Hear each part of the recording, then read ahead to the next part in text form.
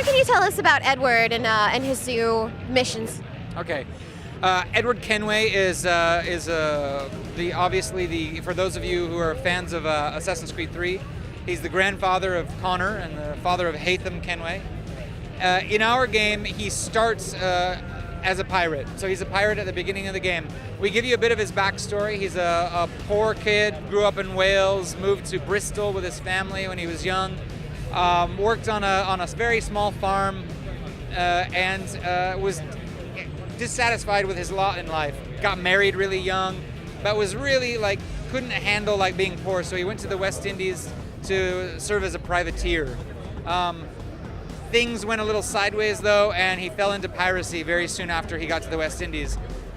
His home life was in shambles, and so he just stayed out there, and he fell deeper and deeper into piracy. So that's where our game starts, is when he's a pirate. He's very much a selfish guy.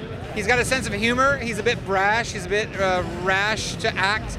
He gets in fights a lot for no reason. He drinks a lot.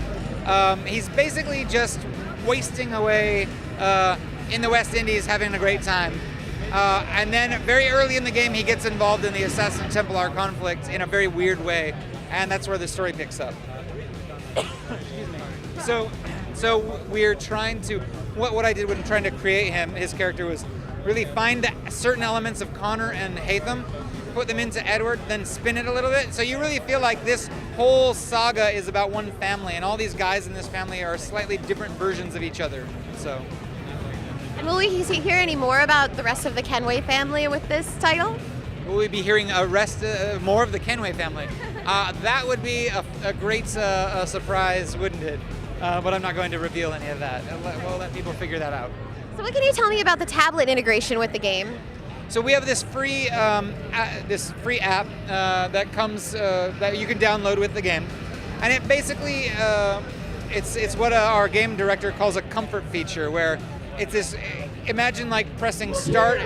Whoa! Imagine pressing start in our game and having all the things available to you, like a map that updates in real time, access to our fleet metagame, which is you can capture ships and send them to your fleet, and then send them around the world to make more money for you.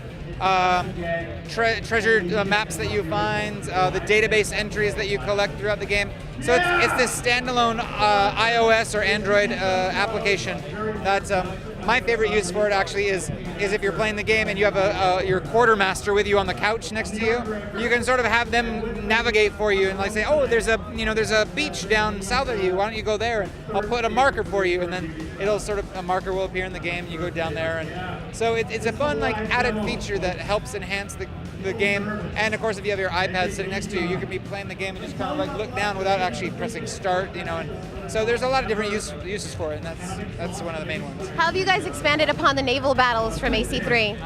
Well, the biggest change for the naval battles in this game is that the entire West Indies Ocean is this one big systemic playground. So rather than, and this is there are story missions, of course, that get you into specific fights that are nicely, orchestrated. But this whole systemic world, you could see a British ship and a Spanish ship fighting each other on the horizon.